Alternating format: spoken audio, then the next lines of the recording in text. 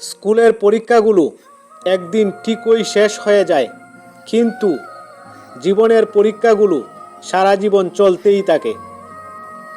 জীবনের দুঃখজনক বিষয়টি হলো আমরা বুড়ো হয়ে যাই তাড়াতাড়ি, কিন্তু অভিজ্ঞ হই দেরিতে।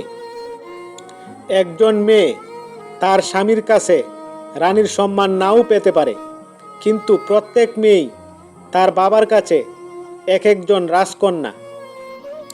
শ্বশুর বাড়িতে একটা মেয়ে কতটা অসহায় সেটা যদি পুরুষেরা বুঝতো, তাহলে স্ত্রীকে কষ্ট না দিয়ে সবসময় আগলে রাখতো। আমার মা শিখিয়েছেন, নিজে কষ্ট পাবি কিন্তু কাউকে কষ্ট দিবি না।